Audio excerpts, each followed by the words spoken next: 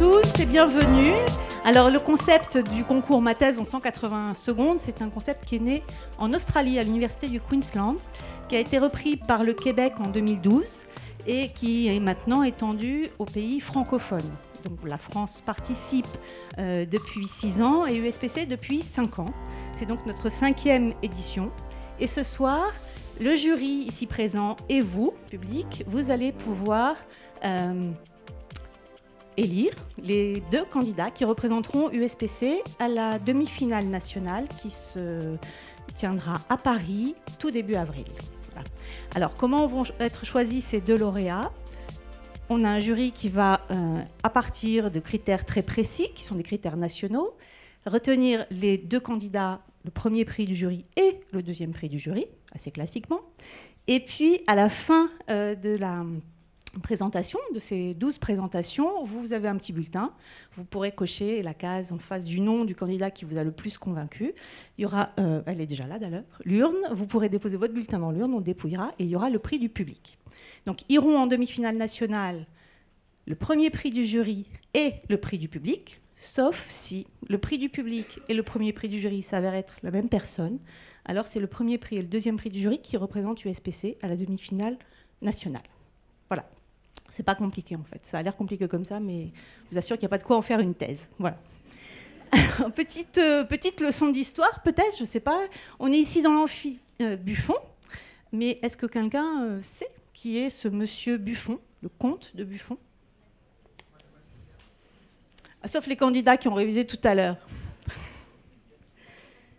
C'est un naturaliste, exactement. Il était mathématicien, biologiste, cosmologiste, philosophe, écrivain. Et il a participé à la diffusion des savoirs en son temps, au XVIIIe, et il a pris part à la rédaction du premier ouvrage de diffusion des savoirs, l'encyclopédie. Et c'est bien ce que les 12 candidats vont faire ce soir, nous faire partager un petit peu de leur savoir.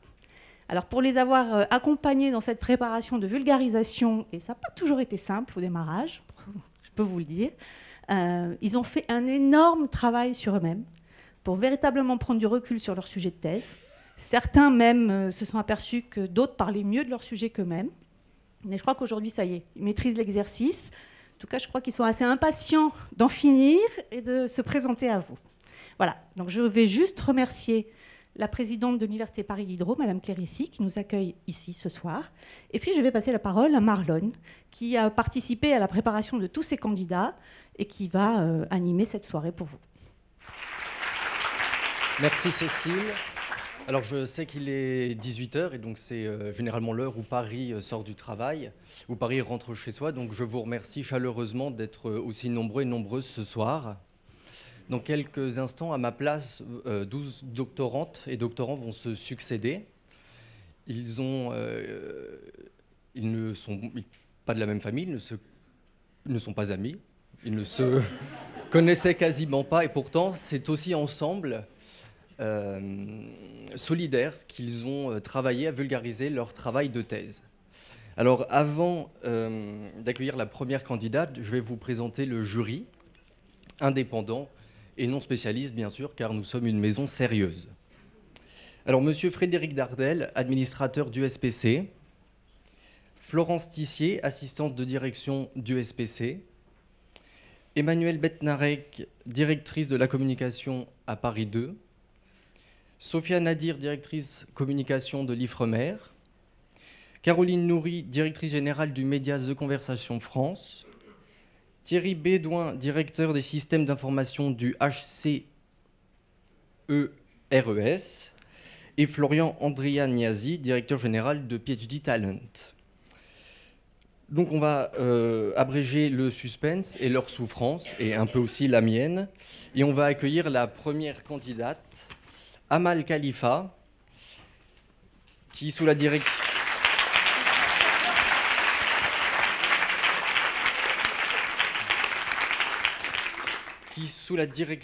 de Valérie Spett et Jean-Patrick Guillaume, étudie l'apprentissage des langues en situation d'urgence avec pour cas d'étude le camp de Zaatari pour les réfugiés syriens en Jordanie. Moi, c'est Amal. Mon prénom signifie espoir en arabe.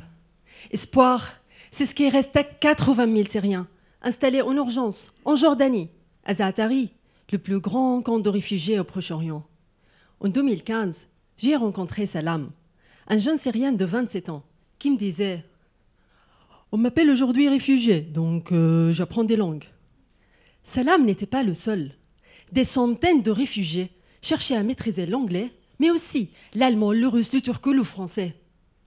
Mais pourquoi des réfugiés syriens qui parlent tous arabe et sont attachés à cette langue se mettent tout d'un coup à apprendre des langues étrangères dans un camp de réfugiés en Jordanie, un pays arabophone? Quelle était l'urgence pour eux d'apprendre une nouvelle langue? Pour le découvrir, il fallait comprendre leurs besoins langagiers et leur représentation des langues étrangères dans un camp géré par des ONG. C'est le but de ma thèse. Pour commencer, j'ai fait passer un questionnaire à 200 réfugiés pour connaître les conditions de vie à Zaatari. Ensuite, je suis retournée dans le camp, m'entretenir avec une centaine d'entre eux, entendre leur voix, sentir leur présence et surtout, partager leur quotidien. Certains ont complété l'entretien par un dessin commenté, comme celui de Salam, qui illustre son projet d'avenir. De retour de terrain, je transcris aujourd'hui chaque mot, j'analyse les témoignages et les dessins. Ce que je peux vous dire, c'est que Salam se moque complètement de savoir que Brian is in the kitchen. Ce dont il a besoin, c'est de pouvoir parler anglais sans passer par un traducteur pour négocier une caravane, passer un entretien d'embauche, obtenir une bourse d'études ou un coupon alimentaire, bref, pour vivre dans un camp géré par des ONG. Apprendre des langues, c'est également un moyen de retrouver confiance en soi, ainsi qu'un outil de résilience. Cela permet de développer de nouvelles compétences et de se sentir utile.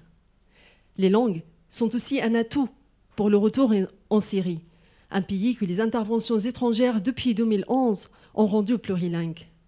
Et pour les jeunes, une langue de plus représente une sortie de secours. Peut-être que leur dossier sera ainsi choisi par le Haut Commissariat des réfugiés pour aller s'installer ailleurs où un autre avenir est possible. Sur le long terme, mon travail de thèse me servira à moi ou à d'autres à proposer un apprentissage et des méthodes adaptées à des gens comme Salam. Aujourd'hui, il suit ses études au Canada. Il parle arabe, français et anglais. Hier, il était syrien monolingue. Il est devenu réfugié plurilingue. Il s'appelle Salam. Son prénom signifie paix en arabe. Merci.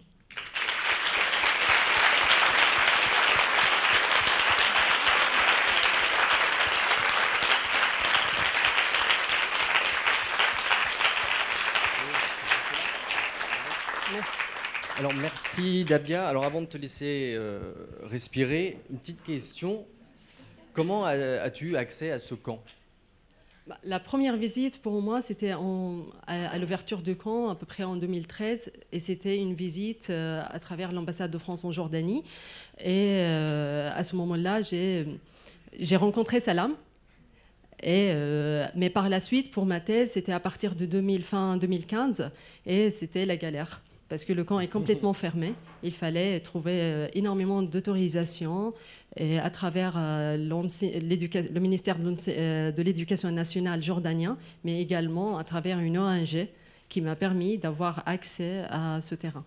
Okay, merci beaucoup. Merci à vous.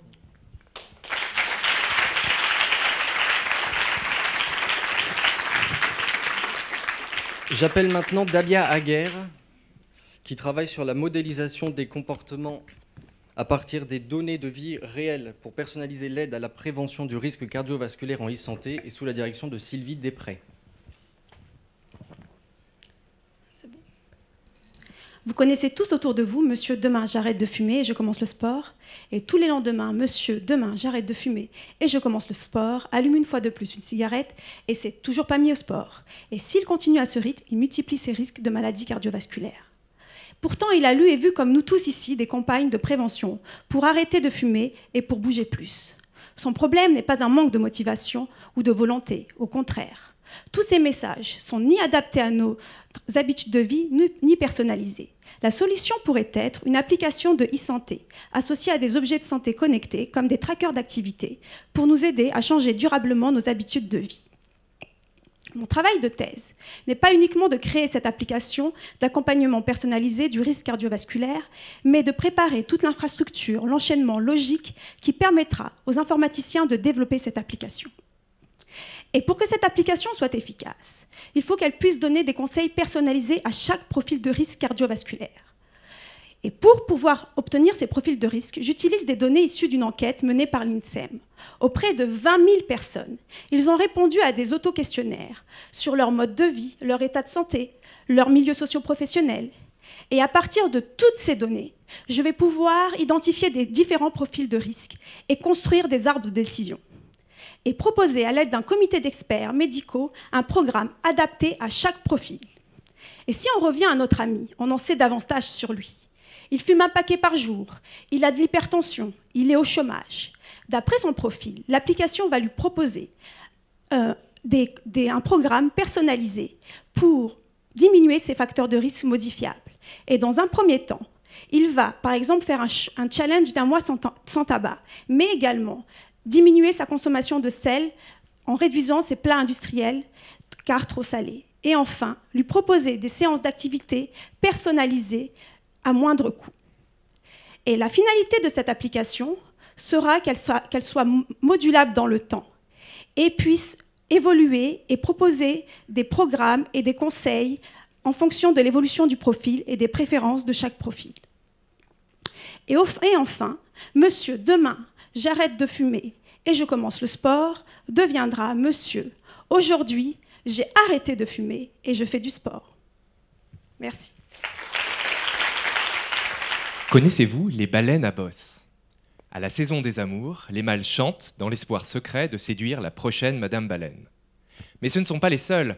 Saviez-vous que là-haut, les trous noirs aussi chantent lorsqu'ils sont amoureux? Les trous noirs, ce sont ces gigantesques étoiles mortes, particulièrement discrètes. Mais lorsqu'ils tournent autour d'un compagnon, ils se déclarent bruyamment leur flamme. Les physiciens repèrent ces couples de trous noirs en écoutant ces chants d'amour, que l'on appelle ondes gravitationnelles.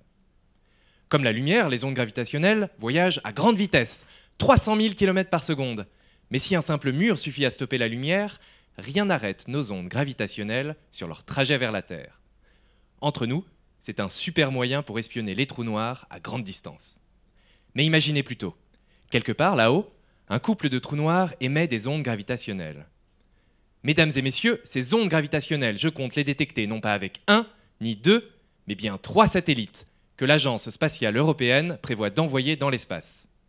Pour mieux comprendre et pour aiguiser votre appétit avant l'ouverture du buffet, je vous propose de comparer l'univers à un muffin fourré avec 3 pépites de chocolat.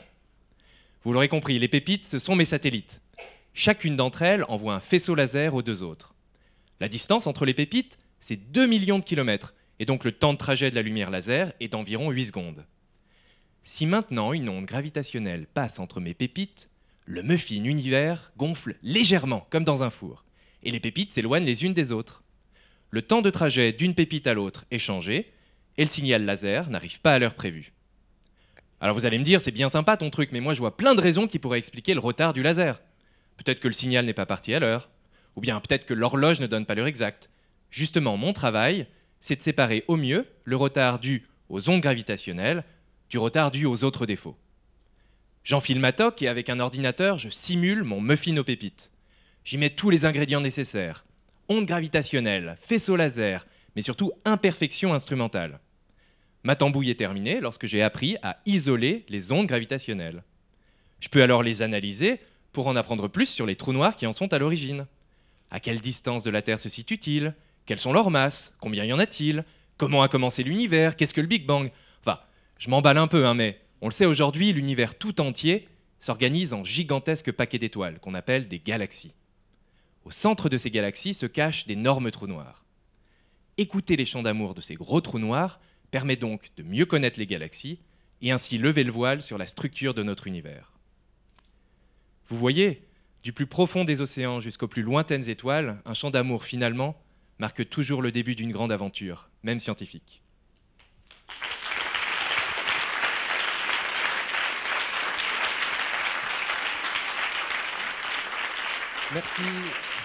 Merci Jean-Baptiste. Alors une petite interrogation, quand est-ce que la mission LISA sera lancée? Ouais, alors les satellites ne sont pas encore lancés, hein, parce que comme je l'ai expliqué, c'est un travail préparatoire que je fais. Officiellement, la mission est lancée en 2034. Mais il faudra une année au moins pour que les satellites arrivent à destination. Ok, donc un peu de patience encore. Merci, Jean-Baptiste.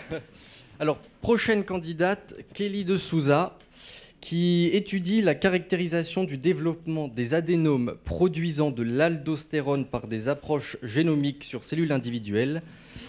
Et tout ça sous la direction de Maria Cristina Zenaro.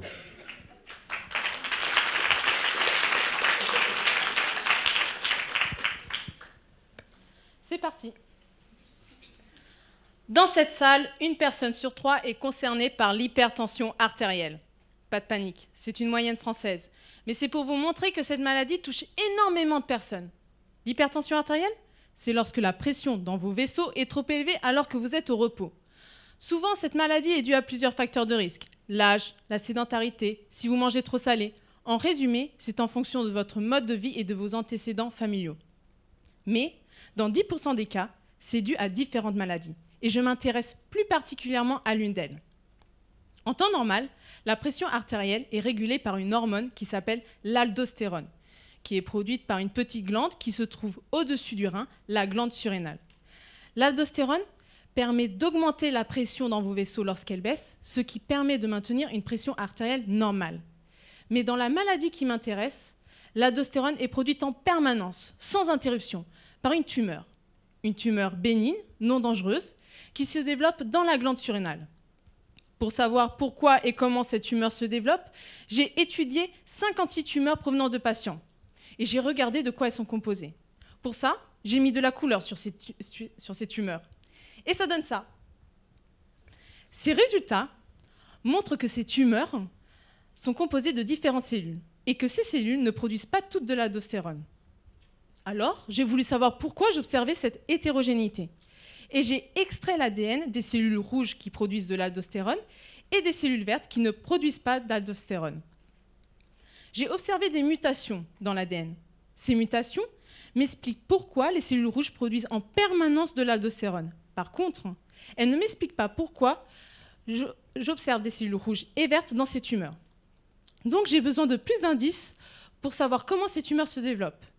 C'est pour ça que je vais cette fois-ci aller plus loin. Et au lieu de regarder un groupe de cellules, je vais regarder les cellules une à une. Je vais regarder à l'intérieur de chaque cellule, ce qui va me permettre d'obtenir plus d'indices et de peut-être comprendre comment se développent ces tumeurs.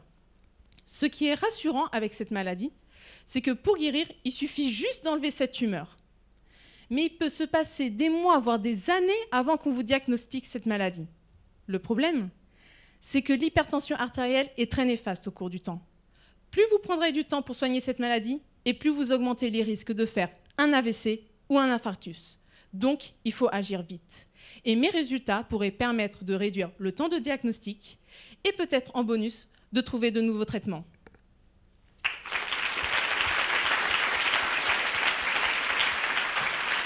Merci Kelly. Place à Lisa Bunier qui étudie sous la direction de Raphaël A. Garcia la dynamique interne et de surface des étoiles à travers l'astérosismologie.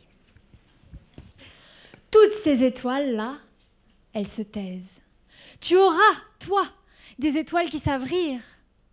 Cette phrase étrange, c'est le Petit Prince de Saint-Exupéry qui me l'a soufflé il y a bien des années.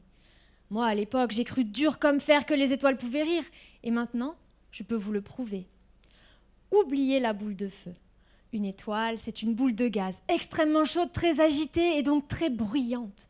Des millions de petits sons sont émis à la surface des étoiles à chaque instant. Ils s'additionnent pour finalement former comme un rire.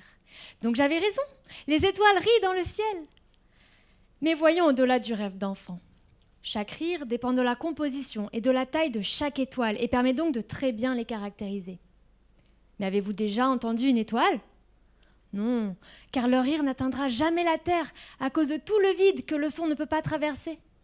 La lumière, en revanche, passe au travers et parvient jusqu'à nous. Alors voici la question. Est-il possible de voir le rire des étoiles ? La réponse est oui. Pour comprendre les étoiles, j'analyse la façon dont la lumière qu'elles émettent varie dans le temps, car cette déformation reflète leur rire, qui lui-même me renseigne sur leurs caractéristiques. Cette méthode, c'est l'astérosismologie. Elle m'indique par exemple que le Soleil, notre jeune étoile, rit très bien. Continuera-t-il à rire en vieillissant ? Voilà, nous parvenons au cœur de ma thèse. J'analyse le rire des vieilles étoiles pour prédire l'évolution de notre jeune Soleil. Pour cela, j'ai cherché des vieux soleils dans le ciel. Ah, vous m'imaginez tous mon petit télescope à l'œil, mais pour gagner du temps, j'utilise plutôt les données du télescope satellite Kepler de la NASA. J'ai fabriqué un logiciel intelligent pour détecter les vieux soleils parmi les 200 000 étoiles que Kepler a observées, et j'en ai collectionné plus de 20 000. Devant mon ordinateur, j'ai analysé ces données et j'ai mis en évidence 2 futurs possibles pour notre Soleil.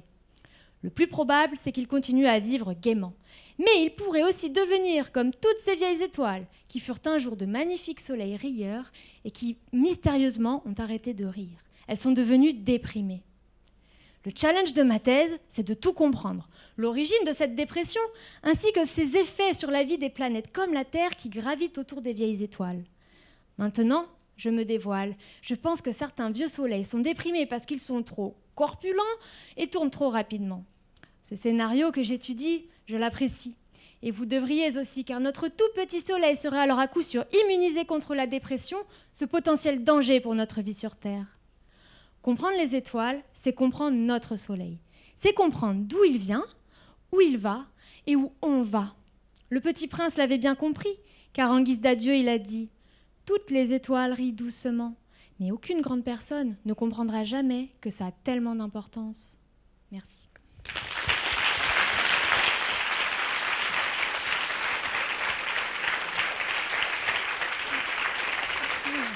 Merci Lisa. Alors, toi aussi, petite question, est-ce que l'astronomie est vraiment un rêve d'enfant ? L'astronomie, c'est toujours un rêve d'enfant, je pense, pour quiconque en fait son métier. Donc oui, dans mon cas, oui. En fait, ce qui a déclenché ça, c'est des photos comme celle-ci qui étaient prises par ma famille quand j'étais petite. Et j'ai voulu comprendre ce qu'il y avait dessus. D'accord, merci.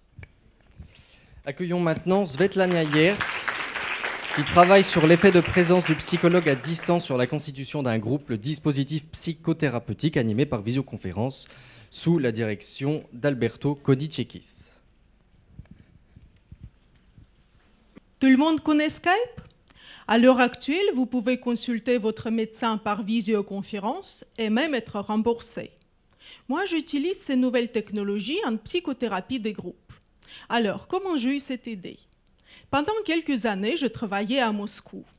Avec mes collègues, nous avons mis en place la thérapie multifamiliale pour des jeunes enfants turbulents. Alors, comment ça se passe ? On rassemble plusieurs familles qui ont des gosses ingérables et on forme 2 groupes thérapeutiques simultanés. Un pour les enfants et l'autre pour leurs parents. Moi, je suis le psychologue dans un groupe parental. Alors que le projet avançait bien, j'ai dû rejoindre ma famille restée en France. Pour ne pas interrompre le suivi, nous avons décidé d'innover et d'utiliser la visioconférence. Désormais, restant physiquement à Paris, j'anime mon groupe de parents par Internet. Mais cette présence à distance est particulière. Je vois mon groupe à Moscou grâce à la caméra. Or, vous savez tous que dans la communication, beaucoup de choses passent par le regard, la posture. Du coup, il me faut un assistant sur place qui va m'aider à capter toutes les nuances du langage corporel qu'on va ensuite analyser ensemble. Dans ma thèse, je m'interroge. Comment l'absence physique d'un psychologue affecte les processus groupaux ? Comment peut-on transformer l'excitation, contenir l'angoisse du groupe à travers un écran ? Les premiers résultats nous encouragent à continuer. Le fait de se réunir ensemble oblige les participants à verbaliser. Ils ne peuvent pas rester assis en silence devant la caméra. Par ailleurs, on s'est rendu compte que la parole du thérapeute a beaucoup plus d'effet sur les patients dans ce type de dispositif. Pour l'instant, nous avons repéré plusieurs phases dans la dynamique groupale. Au début, quand les parents ne sont pas encore habitués, ils ont tendance à scotcher l'écran, à dévisager le psy. Il arrive même que le groupe fasse un blocage et essaie de m'exclure en bavardant entre eux, par exemple. En revanche, quand les angoisses sont soulagées, Ma parole est très écoutée. Elle a une puissance considérable. Vous l'avez compris, ma recherche est née d'une problématique personnelle pour laquelle je devais trouver une solution. Mais lorsqu'on aura bien compris tous les avantages ainsi que les contraintes de ce dispositif innovant, on pourra proposer la psychothérapie des groupes à distance, très utile dans les déserts médicaux et même sur le terrain humanitaire.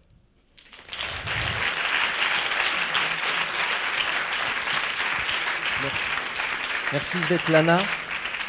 Alors, une petite question, est-ce que cette méthode multifamiliale existait déjà en France ? Oui, bien sûr, il y a plusieurs équipes qui travaillent avec cette méthode dans la psychiatrie lourde et même avec des adolescents anorexiques, par exemple. D'accord, merci beaucoup. Alors, le prochain candidat est Michele Linardi, qui travaille sur la New Generation Data Series Mining, sous la direction de Thémis Palpanas. Aujourd'hui, la technologie informatique nous permet d'étudier l'histoire et de prévoir le futur. Demain, la technologie informatique permettra de le faire rapidement et avec précision. Quel est l'avantage? Pour connaître le numéro du loto avant le tirage. Ça, je vous l'expliquerai plus tard. D'abord, laissez-moi vous parler de la sécurité aéronautique.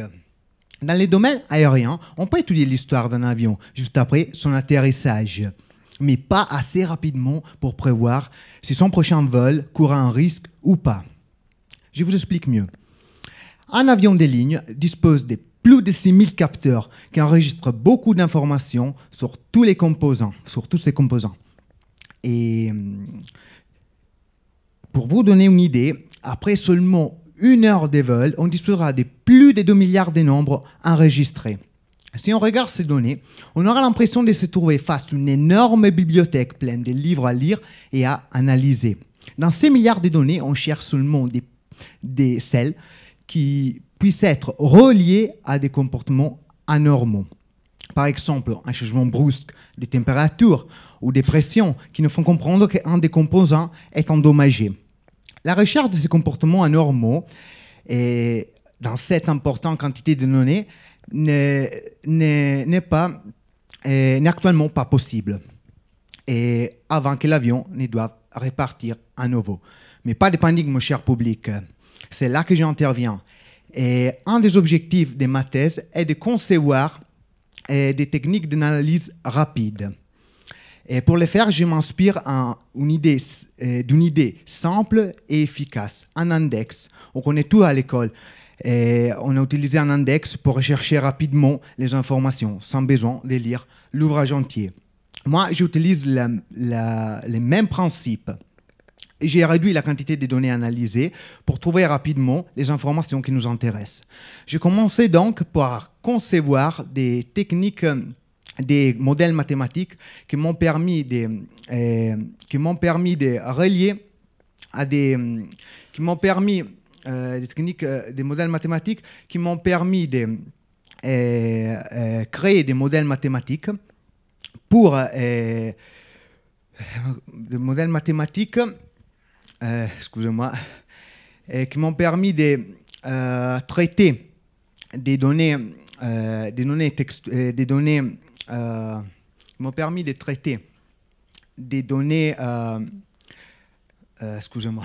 merci.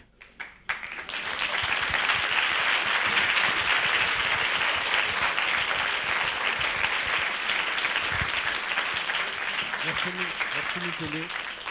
Tout va bien, t'inquiète pas. J'appelle maintenant Issam Kerbouche, qui travaille sur les nanoplateformes plasmomiques pour l'étude des modifications post-transcriptionnelles de l'ARN sous la direction de Claire Mangenet. Où est Charlie? Est-ce que ça vous rappelle quelque chose? Est-ce que vous aussi, vous avez galéré à le trouver, le hipster là, avec sa marinière et son bonnet rouge sur la tête? Parce que moi, franchement, j'ai été mauvais. Et pourtant, j'y joue encore. Sauf qu'aujourd'hui, mon Charlie, il s'appelle ARN, acide ribonucléique. Vous connaissez sans doute l'ADN, cette molécule qui contient l'information qui définit votre taille ou votre couleur de peau. L'ARN, pour faire simple, c'est le Uber, c'est le taxi dans vos cellules. Il transporte cette information pour qu'elle puisse être traitée. L'ARN, vous en avez dans toutes vos cellules sous différentes formes. Et il arrive que malheureusement parfois, des modifications anormales conduisent à l'apparition de graves conséquences, cancer, hypertension artérielle et dérèglements. Il faut donc identifier l'apparition de molécules potentiellement néfastes avant qu'elles n'infectent tout votre organisme. Le problème, c'est que Charlie, il est caché au milieu d'une foule immense, aussi importante que les populations chinoises et indiennes. Et autant vous dire, ça fait du monde, car dans nos cellules, l'ARN, lui non plus, il n'est pas tout seul. Il est entouré de millions et de millions de molécules différentes ou parfois très similaires. Alors comprenez que l'ennemi est très sournois et notre mission sera de le détecter avant qu'il n'empoisonne tout le monde. Et pour ça, je vais dépêcher mes meilleurs éléments, de petits soldats dorés capables de débusquer l'ennemi là où il se cache. Ces éclaireurs d'élite, ce sont des nanoparticules d'or. Je les fabrique au sein de mon laboratoire grâce à un microscope électronique à balayage. Vous connaissez tous le microscope optique, celui qui vous permet d'observer de toutes petites choses. Celui que j'utilise, moi, me permet également de creuser des trous dans une pâte, des trous 1 million de fois plus petits qu'un seul grain de sable.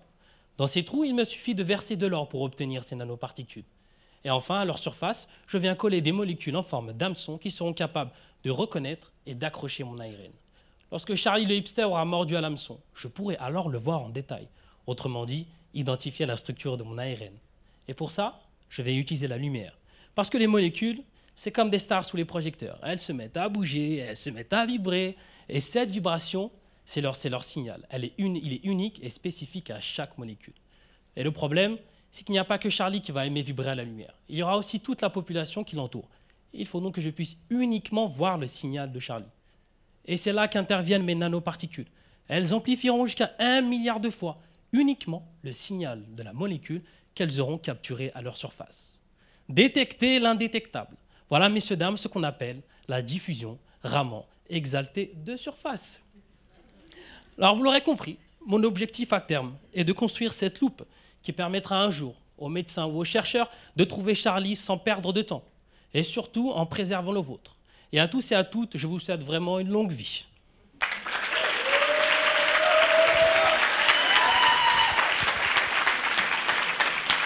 Merci Cham. J'appelle maintenant Mélissa Hachem, qui travaille sous la direction d'Isabelle Momas sur l'exposition aux particules ultra fines et au carbone suie des chauffeurs de taxi, déterminant de l'exposition et impact sur la santé respiratoire. Le travail, c'est la santé. Savez-vous que cet adage n'est pas toujours vrai? On va faire une expérience. Prenez une grande inspiration. Et ben voilà, vous venez d'inhaler 100 000 particules fines. Imaginez ce que peuvent inhaler les chauffeurs de taxi, qui sont toute la journée dans les embouteillages. Ils sont très exposés aux particules ultra fines et au carbone suie. Je vais les laisser se présenter. Ne tentez pas de nous voir. Vous ne pouvez pas. On est 600 fois plus petite qu'un grain de sable, ce qui nous permet de nous faufiler par les voies respiratoires pour arriver aux structures les plus petites des poumons, les alvéoles. Eh ben moi, carbone suie, je suis pas qu'une taxe. Certes, je suis pas ultra fin, mais quand même j'ai ma finesse. Et je suis très attirant. Tous les toxiques s'accrochent à moi. Et c'est ensemble qu'on pénètre au fond des poumons. Mais arrêtez, que vous soyez ultra fine ou pas, attirant ou pas, vous constituez un danger réel sur la santé respiratoire des chauffeurs de taxi. Vous êtes combien à l'intérieur de leur véhicule? Et quel impact avez-vous sur leur santé respiratoire? Pour répondre à toutes ces questions, je suis partie en 2018 avec 100 chauffeurs de taxi pour une aventure scientifique. Au début de la journée de travail, je rencontre un chauffeur de taxi pour déposer à l'intérieur de son véhicule des appareils de nouvelle génération capables de détecter toutes les minutes ces deux polluants. Et je lui confierai aussi un GPS pour pouvoir comparer à chaque heure de la journée sa situation géographique avec les concentrations de ces polluants. Et le chauffeur va remplir 3 questionnaires. Le premier pour décrire les caractéristiques de son véhicule, type de moteur, type de carburant. Le deuxième pour les caractéristiques de son trajet, s'il a fumé, allumé la clim, fermé la fenêtre, le temps de sa pause. Et le troisième pour les symptômes respiratoires qu'il ressent. Mais l'expérience ne s'arrête pas à équiper des véhicules et à remplir des questionnaires. Je mesurerai aussi sa capacité respiratoire en début et en fin de poste de travail pour étudier sa variation. Et l'aventure continuera à une saison différente pour étudier l'effet de la météo sur la qualité de l'air à l'intérieur du véhicule. Cher chauffeur de taxi, c'est un projet pour toi et pour tous les professionnels de la conduite qui passent des heures au cœur du trafic insolite. Cher chauffeur de taxi, c'est un projet pour comprendre les effets de ces polluants sur ta santé respiratoire et j'espère qu'il se gravera dans la mémoire de cet auditoire. Cher chauffeur de taxi, c'est un projet pour élaborer des stratégies de prévention pour minimiser ton exposition à l'intérieur de ton cocon. Et chantons tous ensemble la chanson. Le travail, c'est la santé. Merci.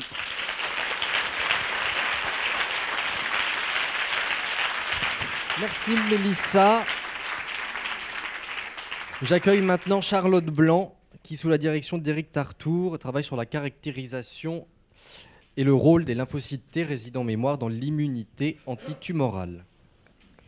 Imaginez que l'on prenne le contrôle de votre ordinateur, qu'on supprime vos photos de vacances, qu'on utilise vos données bancaires. Cela vous causerait de gros problèmes, non? Eh bien, l'une des maladies les plus graves de notre temps et qui nous concerne tous agit comme cela, comme un hacker. Cette maladie, c'est le cancer. Les cellules cancéreuses vont pirater un organe, se multiplier indéfiniment jusqu'à envahir cet organe et parfois même tout le corps humain. Pour survivre, elles vont se protéger, se barricader et du coup déjouer tous les systèmes de défense de votre organisme. Jusqu'à présent, la seule solution pour éradiquer le cancer est d'utiliser des armes de destruction massive, comme la chimiothérapie ou la radiothérapie. Utiliser ces traitements, c'est comme provoquer une coupure de courant. Certes, le hacker ne peut plus sévir, mais vous n'avez plus d'électricité. Et le pire, c'est que ces traitements de choc ne sont pas toujours efficaces. Vous comprenez donc qu'il est urgent de trouver de nouveaux traitements pour éradiquer le cancer. Et si nous prenions le problème à l'envers? Et si nous nous concentrions sur notre système immunitaire plutôt que sur le cancer, c'est-à-dire sur nos défenses plutôt que sur le hacker? Et si la solution était de booster notre système immunitaire comme le font les vaccins? Ce sont les questions auxquelles je veux répondre, ça s'appelle l'immunothérapie. En fait, le système immunitaire, c'est la police du corps humain. Dans cette police, il y a les commandants, les agents du renseignement et les policiers armés, ceux qui m'intéressent. Les policiers, ce sont les lymphocytes T. Il en existe de plusieurs unités et ils sont produits progressivement lorsque le cancer commence à se développer. Mais le problème, c'est que le cancer, le hacker, se barricade. Donc impossible pour nos policiers, les lymphocytes T, de le neutraliser. Ma question, c'est de savoir s'il n'y aurait quand même pas un moyen pour que la police arrive à faire une perquisition chez le hacker. Pour y répondre, je suis allée voir directement sur le terrain ce qui se passait. J'ai pris en photo avec mon microscope des coupes de tumeurs et j'ai étudié les interactions entre les cellules cancéreuses et les lymphocytes T. Et c'est là que j'ai découvert qu'il y avait deux catégories de lymphocytes. Ceux qui restent bloqués à l'entrée et ceux qui arrivent à rentrer chez le hacker pour le neutraliser. J'ai montré que cette deuxième catégorie appartenait à une unité d'élite spécialisée dans l'escalade. On les appelle les lymphocytes T résidant mémoire. Pourquoi l'escalade? Parce qu'ils sont équipés de petites protéines, de petits crochets que l'on appelle intégrines. Et j'ai mis en évidence que c'était grâce à ces intégrines qu'ils arrivaient à s'agripper aux cellules cancéreuses pour in fine les détruire. Ces informations-là, je les ai obtenues pour le cancer du poumon, mais elles sont vraies pour d'autres cancers. Le problème, c'est que les lymphocytes T résidant mémoire sont toujours trop peu nombreux sur le terrain. C'est pour ça qu'aujourd'hui, nous développons un nouveau traitement, une immunothérapie, pour les produire en grand nombre. Ce sera un vaccin, pas préventif, mais thérapeutique, pour les malades uniquement. Ce vaccin formera tous les policiers à l'escalade, et alors, fini les coupures de courant, fini les hackers, et enfin un véritable espoir pour nos malades. Hey, petit sondage express, est-ce que vous pouvez lever la main si vous avez déjà consulté un médecin? Vous ne le savez peut-être pas, mais à ce moment-là, ils ont écrit un rapport médical sur vous. Et mon travail consiste à récupérer ces informations pour adapter au mieux le futur traitement dont vous aurez besoin. C'est ce qu'on appelle la médecine personnalisée. Et dans ce cadre, mon objectif de thèse, c'est de reconstruire votre histoire médicale. Comment je m'y prends? Dans l'hôpital où je travaille, nous avons près de 20 ans d'informations médicales stockées, dont près de 10 millions de rapports médicaux. Entrez avec moi dans le domaine du big data. Pour analyser ces données, je les divise en deux grandes familles, les données structurées et les données non structurées. Pour les données structurées, ce sont des informations simples, telles que le nom du médicament pris ou les effets secondaires ressentis par le patient. Ces informations sont faciles à analyser car elles sont stockées dans un tableau. En revanche, pour les données non structurées, ce sont les rapports médicaux. Et c'est là que tout se complique. Déjà, il y a plusieurs types de rapports. Des lettres, des comptes rendus de chirurgie ou de chimio, ou encore des ordonnances de pharmaciens. Mais ces textes contiennent des informations pertinentes telles que les hypothèses du médecin sur le patient ou encore les dates clés des analyses qu'il a subies. Pour analyser ces textes, je vais utiliser des algorithmes que j'appellerai outils. Et en utilisant ces outils, je vais devoir relever un des grands défis de l'analyse de documents qui concerne l'identification des biais de temporalité. Souvent, les médecins qui ont des patients fréquents vont faire des copier-coller entre les rapports du patient pour garder une trace de son historique médical. Ce qui se passe, par exemple, vous venez chez votre médecin le 15 janvier 2015 et vous avez une fracture du bras. Et dans le rapport, le médecin va écrire « Je prescris 3 semaines d'Atel ». 4 ans plus tard, vous revenez pour un mal de gorge. Et là, il va copier-coller la phrase écrite 4 ans plus tôt, mais sans y mettre la date. Le médecin, quand il fait ça, il est content, il a son histoire médicale. Mais moi, mes outils, quand ils vont lire ce texte, ils vont comprendre que le médecin va traiter votre mal de gorge en vous filant une Atel. Et ça, croyez-moi, ce sera certainement très dur à avaler. Et dans mon outil, j'ai qualifié ça de biais de temporalité. J'ai fait une analyse de ces copier-coller sur 600 000 textes et j'ai trouvé que 1% de ces documents présentaient un biais de temporalité. Ramené à mes fameux 10 millions de documents, ça fait près de 100 000 textes qui sont potentiellement atteints par ce biais. Donc c'est donc un biais majeur à prendre en compte lors de la reconstruction de votre histoire médicale. Une fois que je serai capable de faire ça, je pourrai définir des profils types par pathologie et associer ça à des traitements.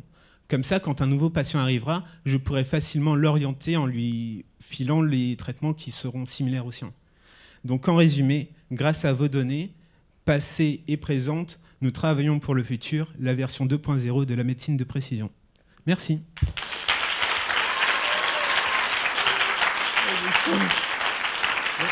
Merci William. Alors, petite question, est-ce que tu es informaticien ? Alors, à la base, je suis biologiste, j'ai fait des études de bioinfo et j'ai très vite compris que la bio, ça marchait pas vraiment, même si on se donnait du mal, et je me suis orienté vers l'informatique. Voilà, merci. C'était un petit message. Merci William. Alors, 12e et dernier candidat de la soirée, Nicolas Auvray, sous la direction d'Alain Sacuto, qui travaille à la recherche du pseudo-gap dans le composé ND-LCSO, étude du diagramme de phase des cuprates supraconducteurs par spectroscopie Raman. J'aimerais bien vous faire des économies d'énergie.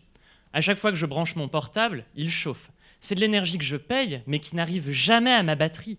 Ça m'énerve. Pas vous ? Pour comprendre ce phénomène d'échauffement, imaginez une foule d'élèves de primaire à qui on demande d'aller dans une direction. Et à la place, ils courent très vite dans tous les sens, bien sûr. Le courant électrique, c'est la même chose. Ce sont des électrons qui se déplacent dans des fils métalliques. On leur demande d'aller de la prise au portable, mais à la place, ils courent, ils se cognent, ils s'énervent et ils s'échauffent. Si on pouvait dire à tous ces électrons de se déplacer efficacement dans les fils, sans faire le bazar, on ne perdrait plus d'énergie inutilement. On pourrait réduire le nombre de centrales électriques, on pourrait stocker de l'énergie indéfiniment, plus rien ne serait perdu dans les fils et les batteries. Ça serait une révolution. Mais comment y arriver ? Pour les élèves de primaire, c'est facile, on les met en rang 2 par 2. Eh bien, pour les électrons, c'est pareil. Si on arrive à faire en sorte qu'ils se déplacent 2 par 2 dans les fils, eh bien, il n'y a plus d'échauffement et plus de perte d'énergie. On appelle ça la supraconductivité. Malheureusement, pour y arriver, il faut descendre à très basse température. Pour les électrons, même 0 degré, c'est une fournaise. Impossible de les calmer. Dans la plupart des métaux, il faut descendre à moins 265 degrés. Mais moi, j'étudie des métaux où il suffit de descendre à moins 140 degrés. Bon, ok, c'est encore froid, mais croyez-moi, c'est beaucoup plus facile à atteindre. Ces métaux, qui deviennent supraconducteurs à moins 140 degrés, portent le petit nom de cuprates. Vous vous demandez peut-être où on peut trouver ces fameux cuprates. À l'hôpital, par exemple, dans les appareils à IRM. C'est grâce aux propriétés supraconductrices des cuprates que l'on peut créer assez d'énergie électrique pour générer des champs magnétiques intenses et scanner le corps humain. Mais les cuprates, on ne sait pas comment ça marche. Alors pour les comprendre, dans mon labo, je joue un peu au surveillant de la cour de récré. Dans cette cour, je contrôle tout. Je contrôle sa taille, sa température, le nombre d'élèves. Parfois, ils sont bien par 2, mais parfois, ils jouent au foot, aux billes, à cache-cache. Tous ces comportements collectifs des électrons que j'étudie ont des noms pas possibles dans mon jargon, comme le pseudogap ou la nématicité. Pour observer ces comportements, j'éclaire le métal avec une lumière laser de couleur verte. Au contact des électrons, en fonction de leur degré d'agitation, cette couleur change et passe au violet de plus en plus prononcé quand les électrons sont de plus en plus agités. En fonction de ces changements de couleur, j'ai une bonne idée de ce qui se passe dans la cour et de comment les élèves s'organisent naturellement. Moi, évidemment, j'aimerais bien les mettre en rang par deux, mais je préfère être un surveillant sympathique et me contenter de les observer pour mieux les comprendre. Vous verrez, c'est grâce à ça qu'on va parvenir à les domestiquer et à réduire nos factures d'électricité.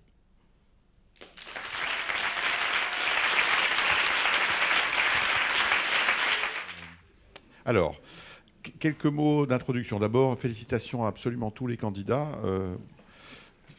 Je me souviens, j'ai des lointains souvenirs de ma thèse, lointains. Et je ne sais pas si j'aurais été capable de faire un exercice pareil, donc je suis très admiratif de tous ceux qui se sont lancés dans cette aventure, sont allés jusqu'au bout et ont affronté à la fois le trac, l'envie de faire passer son message à l'ensemble du public, à leur famille, à leurs amis qui sont là pour les soutenir. Et donc dire qu'on on félicite absolument tout le monde. Alors c'est un exercice compliqué, ma thèse en 80 secondes, je vous explique un tout petit peu comment on essaye d'évaluer les performances des différents candidats. C'est un exercice compliqué parce qu'il faut à la fois réussir à rendre compréhensible et trouver les métaphores, les exemples, les choses qui vont rendre accessible son sujet.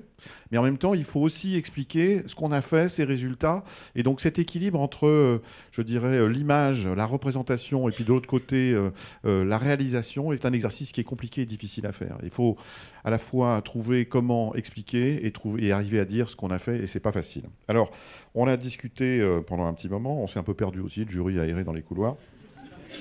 Mais on est arrivé quand même, malgré tout, à trouver... Alors c'est un exercice difficile, à la fin il en restait 3, puis 2, et puis après les 2, il faut les classer, c'est une horreur, parce que évidemment on voulait tous que tous aient un prix. Alors je vais vous donner les prix dans l'ordre inverse, hein, c'est la tradition, pour ménager le suspense. Donc celui qui est classé deuxième prix par le jury, c'est celui qui nous a parlé de la cour de récréation avec les petits dessins de Sampé, Nicolas Auvray, qui a donc le deuxième prix du jury.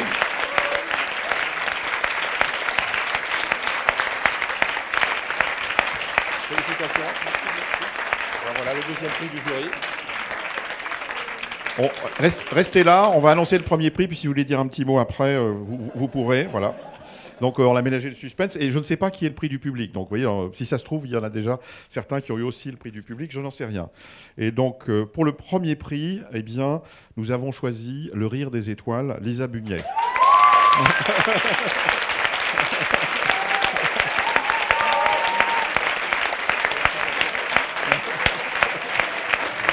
Donc, avec... Voilà. Alors, la lauréate du premier prix a en plus le prix de la Casse-Dette, qu'on remercie pour sa contribution. Voilà, c'est la cerise sur le gâteau. Merci à vous de votre soutien pour cet exercice. Alors, je ne sais pas quel est le prix du public. Tu l'annonces, Cécile ? Oui, je l'ai, le prix du public, avec 43 voix. C'est ça ? Issam.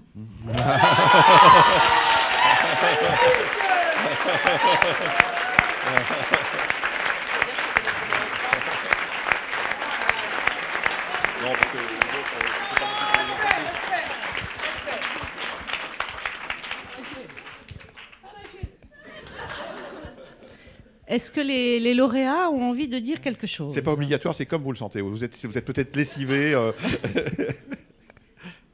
Bon. Oui, non ? Merci à tous, pour Issam, du coup. Je parle pour toi. Non, mais c'est vraiment un exercice super difficile. Je pense qu'on ne s'en rendait pas compte quand on a commencé. Et je pense qu'on peut vraiment féliciter tout le monde, parce que c'était vraiment, je pense, je ne sais pas, mais je pense que c'était très serré. Donc, bravo.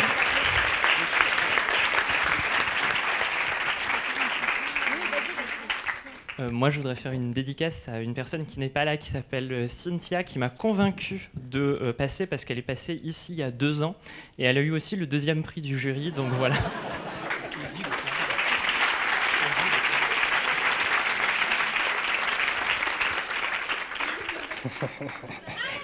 Harachid. Non, c'est très simple. Moi, je voudrais remercier aussi Claudie et Clara, qui nous ont énormément aidés, qui nous ont accompagnés pendant ces 2 mois. Et je sais que parfois, moi, je suis parti un peu loin et elles m'ont recadré assez rapidement. J'ai tendance à me dissiper. Du coup, merci. Et merci pour le public qui est venu, qui a voté pour moi. Si ça a rappelé à certains des souvenirs, Charlie, moi, j'en ai gardé de très bons souvenirs. J'ai menti un peu dans ma présentation. Enfin bon, merci à tous d'être venus et bon buffet à vous tous. Alors, pas tout de suite, pas tout de suite. On va demander à tous les candidats de venir et puis faire la photo de promo de l'année. Et puis, Frédéric, tu ne m'en voudras pas, mais on va offrir à chaque candidat une écharpe des docteurs USPC, puisqu'ils vont l'avoir, il n'y a pas ce de doctorat. problème. Voilà. Alors, je voudrais rajouter un tout petit mot que j'ai oublié de dire dans les félicitations. C'est que, il y en a certains d'entre vous qui ont fait l'exercice de faire ça, alors que le français n'est pas leur langue maternelle. Et pour eux, c'est vraiment tout à fait remarquable. On était vraiment impressionnés. Et c'était difficile, justement, d'essayer de tenir compte de tous ces facteurs dans l'évaluation qu'on a fait. Mais c'est vraiment magnifique. Merci. Merci à vous tous.